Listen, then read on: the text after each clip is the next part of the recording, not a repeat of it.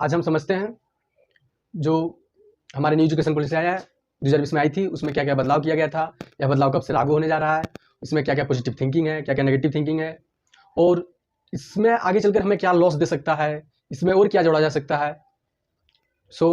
इसमें और क्या फ़ायदे हैं, क्या नुकसान है, बात करते हैं आज हम। तो देखिए, भारत में जो सबसे पहली बार नई शिक्षा नीति का बदलाव जो किया गया था, भारत में सबसे पहली बार तो 1968 में ईस्वी में किया गया था। भारत में सबसे पहली बार जो शिक्षा नीति पर बदलाव किया गया था 1968 में किया गया था, फिर 1986 ईस्वी में किया गया, और फिर 92 में। तो 92 में ज़्यादा अपडेट नहीं लाया गया था, बहुत कम अपडेट लाया गया था, उसको तो कोई स्पेशल नहीं माना गया, तो फिर इसी में जोड़ दिया गया था, इसी में रख दिया गया था। तो और फिर 2020 में इसका न्यू एजुकेशन पॉलिसी को लाया गया, जो कस्तूरी रंजन के अध्यक्षता में सारा लाया गया था। इसी कस्तूरी रंजन इसका अध्यक्षता कर रहे थे, और इसमें बहुत सारा चेंजिंग हुआ, बदलाव हुआ। झारखंड का हम बात करें तो एक ग्रामीण से, एक पंचायत से, एक सारे मजदूरों को मतलब उठा के, मतलब वहां तक से देखा गया, ग्राम पंचायत तक बातों को देखा गया कि वहां तक शिक्षा कैसा चल रहा है, वहां से लेके वहां तक की बातों तक, वहां मतलब उसके बैठक में सारे बातों, और उसको देख कर फॉलो किया गया नया शिक्षा नीति को। तो देखिए, जो हमारा न्यू एजुकेशन पॉलिसी है 2020 में जो बदलाव आया था, वो उसको एनईपी मतलब वही होता है, न्यू एजुकेशन पॉलिसी। तो जो इसका लागू होगा, इसी वर्ष लागू होने वाला है 2022 में, कुछ महीने बाद देखिए लागू हो भी सकता है। तो जितने भी हमारे सब मतलब एजुकेशन के तहत आते थे, वो एजुकेशन में एमएचआरडी के तहत आते थे। तो एमएचआरडी का नाम बदल के अब मिनिस्ट्री ऑफ एजुकेशन कर दिया गया। एमएचआरडी का नाम बदलकर क्या कर दिया गया है, मिनिस्ट्री ऑफ एजुकेशन। एमएचआरडी मतलब होता था कि ministry of human research development, तो इसको सारा हटा के कब किया गया, मिनिस्ट्री ऑफ एजुकेशन। तो देखिए, पहला बदलाव कब आया था, 1968, फिर 1986 में आया, फिर 92 में आया था। उसमें ज़्यादा अपडेट नहीं किया गया था, और फिर उसमें ज़्यादा अपडेट 2020 में किया गया है एनईपी में, न्यू एजुकेशन पॉलिसी। तो देखिए, सबको ज़्यादा दिक्कत आ रहा है 5+3+3+4 होता क्या है। 10+2 तो सबको समझ आ गया था, तो 10+2 को तो अब हटा दिया गया है, अब इसको रूल फॉलो होगा हमारा। और देखिए, स्ट्रीम को पूरी तरह से हटा दिया गया, जो हमें बहुत अच्छा लगा। स्ट्रीम को पूरी तरह से हटा दिया गया, और स्ट्रीम की जगह पे अब मल्टीपल एंट्री एग्जिस्ट लाया गया है। क्या लाया गया है, मल्टीपल एंट्री एग्जिस्ट। और फिर इसका अध्यक्षता आप लोग तो जान रहे हैं कि कस्तूरी रंजन की अध्यक्षता में इसकी सारी प्रारूपों को लिया गया है, और आज तक का सबसे बड़ा ये प्रारूप हुआ है कि इतना अध्यक्षता में बात किया गया है, और इतना माना भी गया है। सारे एजुकेशन की पॉलिसी जितना सारा बात हुई थी, सारा माना गया है। तो आज बात करेंगे ग्रेजुएट, पोस्ट ग्रेजुएट में क्या चेंजिंग हुई, ग्रेजुएट में क्या चेंजिंग हुआ। और जो पहले सरकार होती थी ना, अपने पास किसी भी बच्चे को 12 साल तक रखती थी, और फिर वो यूनिवर्सिटी को दे देती थी, मतलब यूनिवर्सिटी में अपना नाम लिखा है, मतलब अपना उसका रिस्क था कि 12 साल तक अपने पास रखती थी, मतलब 10+2, मतलब जोड़ लीजिए क्लास 1 से क्लास 12 तक 12 साल। अब तो तुम जैसे 12 साल में यूपी बोर्ड तक हुआ, इंटर तक हुआ, इंटरमीडिएट, फिर क्लास खत्म, यूनिवर्सिटी में नाम लिखाता था। आप कहीं नाम सुने होंगे कि उन्होंने यूपी यूनिवर्सिटी से ये किया, वो किया, नहीं, उससे नहीं होता था। या तो फिर ये हुआ।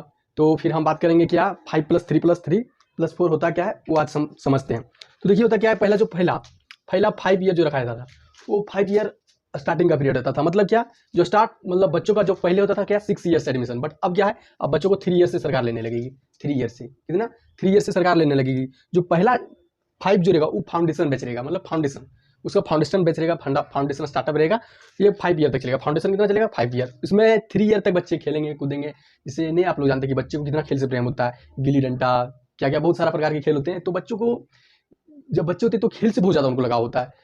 तो सरकार ने सोचा कि क्यों ना हम बच्चे को 3 ईयर से ही ले, और 3 ईयर अपने पास उसको रखें, और खेलाएं कुदाएं, सारे उनको जितने भी घर में सुविधा मिलते थे खेलने का, खिलौने उलौने, सारे स्कूलों में उपलब्ध कराया गया, सारे उपलब्ध कराए जाएंगे। मतलब 3 ईयर तक बच्चे सिर्फ 3 साल, नो एग्जाम नो पढ़ाई, बस 3 साल मस्ती से खेलेंगे। तो क्या होगा बच्चों में, सुबह डायरेक्ट सो के उठेंगे, बैग पकड़ेंगे, स्कूल खेलने कूदने। तो बच्चों को क्या होगा, खेलने कूदने में बहुत अच्छा लगता है।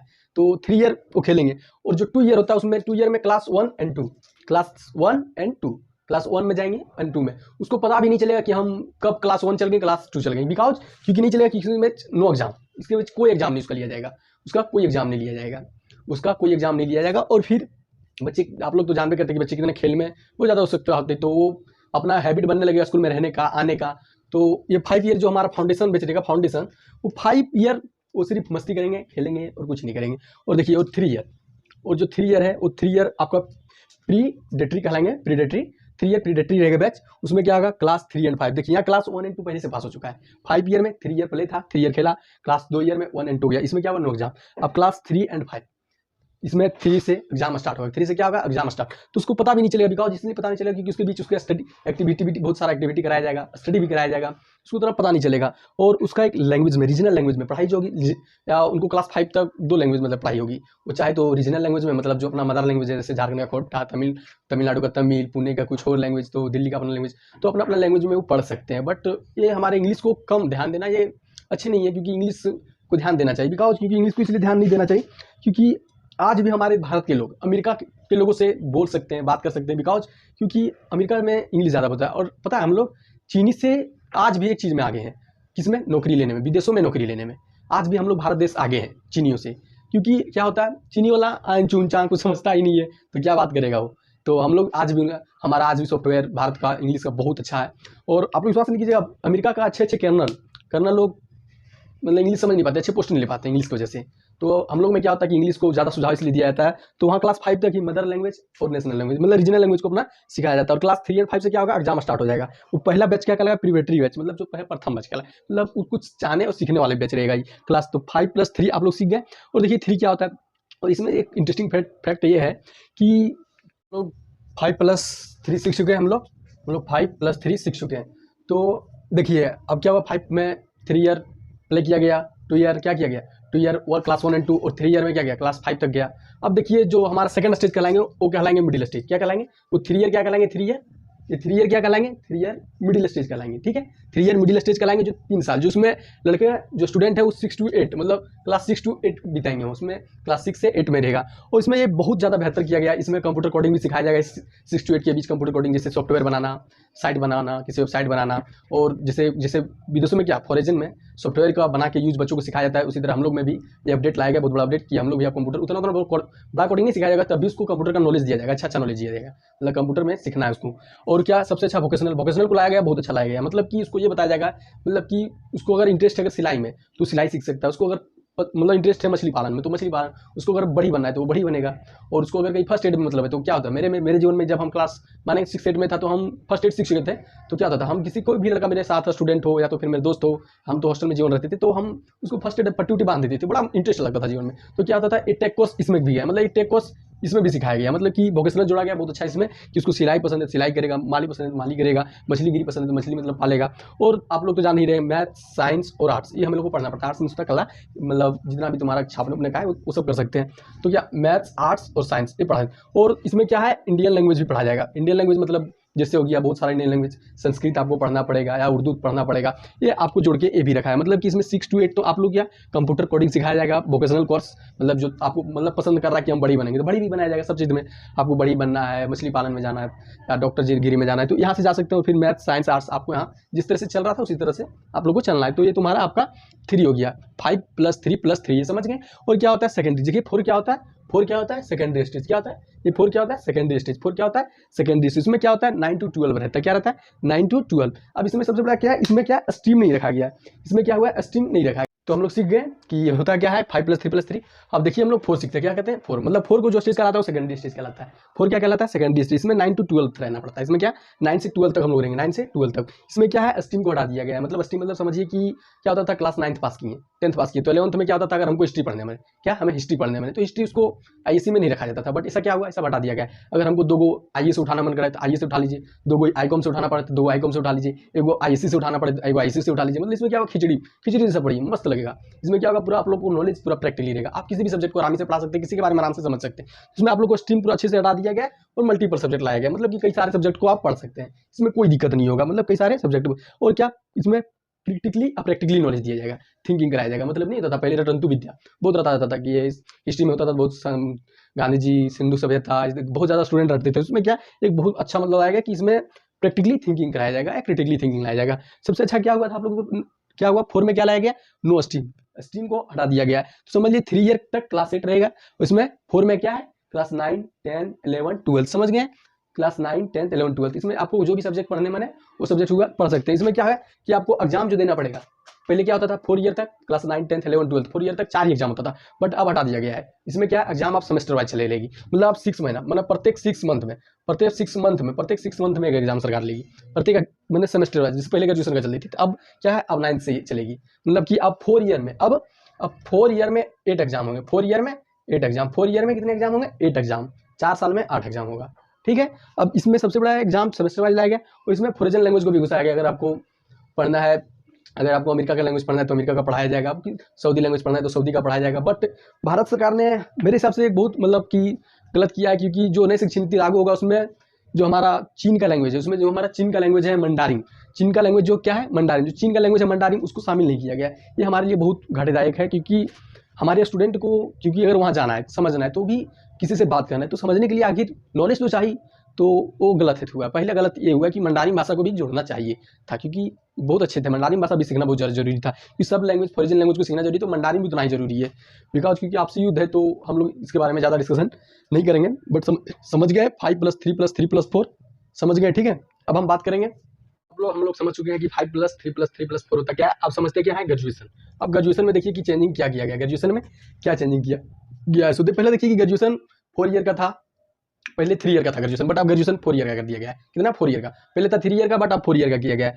क्या पहले, अब तो ग्रेजुएशन BA BSc BCom रहा ही नहीं, क्योंकि देखिए अब हमको बायोलॉजी लेने मन है, हिस्ट्री पढ़ने मन है, हमको अकाउंट पढ़ने मन है, हम तीनों ले लिए हैं। अब मेरा स्ट्रीम, क्योंकि स्ट्रीम को हटा दिया गया है मेरा, क्या हम बायो भी ले लिए हैं, हम अकाउंट भी ले लिए हैं, मैथ्स भी ले लिए हैं, तो हम BA कहलाएंगे, BSc कहलाएंगे, BCom कहलाएंगे आखिर में क्या? आखिर अब सब हटा दिया गया। अब हम लोग ग्रेजुएट कहलाएंगे। क्या कहलाएंगे? सीधे ग्रेजुएट कहलाएंगे, समझ गए? क्या हम लोग कहलाएंगे? ग्रेजुएट कहलाएंगे, ठीक है। अब अगर आप फर्स्ट ईयर ग्रेजुएशन कहलाते हैं तो आपको फर्स्ट ईयर ग्रेजुएट सर्टिफिकेट मिलेगा। आप एक ही साल करके छोड़ देते हैं ग्रेजुएशन, अगर आप एक ही साल करके छोड़ देते था, इसमें एक खासियत हुआ कि आप जितने साल करके छोड़ेंगे वो आपको सर्टिफिकेट देगा, वो आपको सर्टिफिकेट जरूर देगा। तो अगर आप 1 साल का करते तो आपको ग्रेजुएट सर्टिफिकेट देगा, अगर आप 2 साल का करते तो ग्रेजुएशन डिप्लोमा देगा, मतलब आपको सर्टिफिकेट मिलेगा। पहले क्या होता था? सर्टिफिकेट नहीं मिलता था, वो छोड़ देता था तो उसको सर्टिफिकेट नहीं मिलता था। अगर आप फर्स्ट ईयर करते मतलब फर्स्ट साल करते तो सर्टिफिकेट मिल जाएगा, 2 साल करते तो डिप्लोमा मिल जाएगा, और 3 ईयर करते तो डिग्री मिल जाएगा, 3 ईयर करते तो डिग्री मिल जाएगा। मतलब कि आप जैसे हम 3 ईयर कर लिए, तो आपको अगर UPSC में जाना है, BPSC में जाना है, GPSC में जाना है, तो आप लोगों को पता नहीं चलेगा रे बबुआ अगर मैं अभी हम ये सर्टिफिकेट बाद दखलाएं तो दखलाएं आखिर में किसमें हम,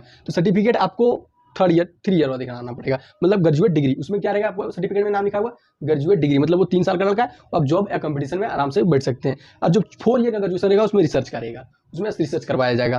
पहले क्या PG 2 साल का होता था, PG 2 साल का होता था, तो PG आप 1 साल का होगा या 2 साल का। अब 2 साल किसके लिए होगा और 1 साल आप किसके लिए होगा? जो ग्रेजुएशन 4 ईयर तक किया, जो ग्रेजुएशन 4 ईयर तक किया उसके लिए PG 1 ही साल का होगा, PG 1 साल का होगा। बट जो ग्रेजुएशन 3 ही साल का किया है, उसके लिए 2 साल होगा। ये बबुआ तेज ना बने, सरकार सब बड़ी कायदे नजर को रखते हुए, क्योंकि जो 3 ईयर किया उसको यहाँ PG 2 साल से करना पड़ेगा, PG 2 साल करना पड़ेगा, नहीं बबुआ तेज निकल जाएगा कि हम 1 साल यहाँ बिना फायदा मार दिए, तो इसको PG उस वक्त 2 साल करना पड़ेगा, ठीक है।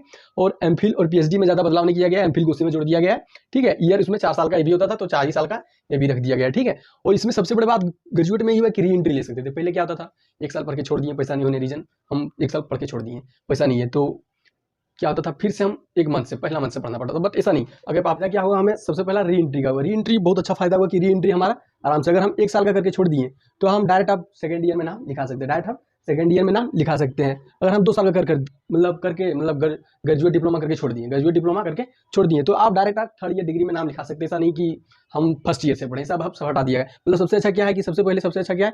री एंट्री को हटा दिया गया, बहुत अच्छा हुआ है। क्योंकि पहले क्या होता था, जिसके पास पैसा नहीं होता था, जो गरीब किसान रहते थे, 2 साल करके छोड़ देते थे, तो बहुत ज़्यादा दिक्कत होता था। तो सब हटा दिया है, 2 साल आप आराम से आप कर सकते हैं, इसमें कोई दिक्कत नहीं, ठीक है। और ऐसा नहीं कि बाबू 1 मंथ 2 मंथ करके छोड़िए तो हमको सर्टिफिकेट दे देगा तो हम सेकंड ईयर में डायरेक्ट नाम निकालें, तो ऐसा नहीं होने वाला, ठीक है। तो हम समझते हैं इसके कुछ पॉजिटिव और नेगेटिव थिंकिंग। इसमें पॉजिटिव ये क्या हुआ कि जीडीपी 6% लाया जाएगा। जीडीपी कितना दिया जाएगा? 6%। बट अभी तो हम लोग 3% यूज कर रहे हैं, अब देखिए आने वक्त क्या होता है। अभी बट कहा गया कि जीडीपी जो है वो 6% दिया जाएगा। जीडीपी हमारा ये बहुत ही ज़्यादा फायदा होगा, क्योंकि जीडीपी का रेट अगर 6% बढ़ाया जाए शिक्षा के क्षेत्र में तो बहुत ही फायदा होगा।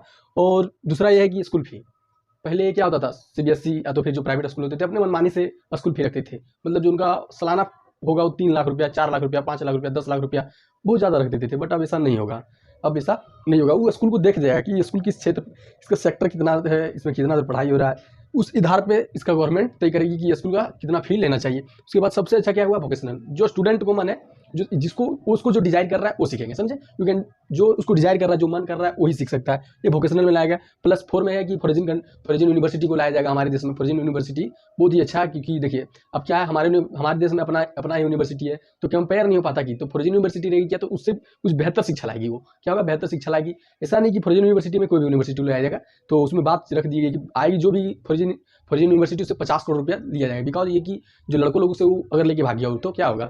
तो ऐसा नहीं कि सब यूनिवर्सिटी लाया जा सकता है, इसमें इस्लामाबाद पाकिस्तान वाला इस्लामाबाद यूनिवर्सिटी ये सब नहीं लाएगा। जो वर्ल्ड में 50 के अंदर है, जिसका वर्ल्ड यूनिवर्सिटी में जो 50 रैंक के अंदर है, उन्हीं को आने का अनुमति सिर्फ मिलेगी, ठीक है। और अब क्या हुआ, रिजल्ट क्या होता था पहले, सिर्फ मार्क्स के आधार पर दिया जाता था, बट अब मार्क्स के आधार पर नहीं दिया जाएगा। अब सेल्फ मतलब कि तुम्हारा बिहेवियर कैसा है, पूरा साल भर का बिहेवियर देखा जाएगा, तब रिजल्ट को निकाला जाएगा। प्लस फ्रेंड के पास तेरा बातचीत कैसा चल रहा है, कैसा दोस्ती है, कैसा नहीं है, उसके आधार पर भी आपको नंबर मिलेंगे। प्लस टीचर के पास आपका बिहेवियर कैसा है, उसके आधार पर भी नंबर मिलेंगे। प्लस एक डिपार्टमेंट बहुत अच्छा हुआ। डिपार्टमेंट हर क्षेत्र का, हर सेक्टर का, हर पढ़ाई का क्षेत्र को अलग अलग डिपार्टमेंट रहेगा।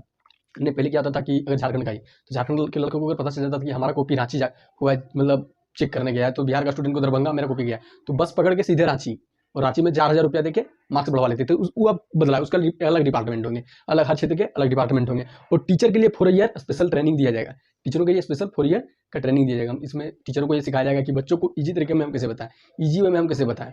और फिर उसमें टीचर को 4 ईयर में बहुत ज़्यादा सिखाया जाएगा। नहीं देखते कि कोई ऐसा टीचर होता है जो मतलब पढ़ने में तो बहुत तेज रहते हैं, बट वो समझा नहीं सकते किसी स्टूडेंट में, बट कोई धोंधुई टीचर रहते हैं, बट वो मुद्दे को समझा के चल जाते हैं। तो यह क्या, टीचर ट्रेनिंग दिया जाएगा 4 ईयर। और नेगेटिव किया हुआ है, इंग्लिश का मान्यता थोड़ा कम दिया गया है नेगेटिव में क्या हुआ है, नेगेटिव में इंग्लिश का मान्यता थोड़ा कम दिया गया है। तो थोड़ा अब ऐसा नहीं होगा, क्योंकि सीबीएसई वाला तो इंग्लिश ज़्यादा फॉलोएंगे, बिकॉज सीबीएसई जो हमारे नेता का बेटा है वो तो सरकारी स्कूल जाएंगे नहीं पढ़ने, तो सीबीएसई वाला इंग्लिश ही रूल फॉलो करेगा ही।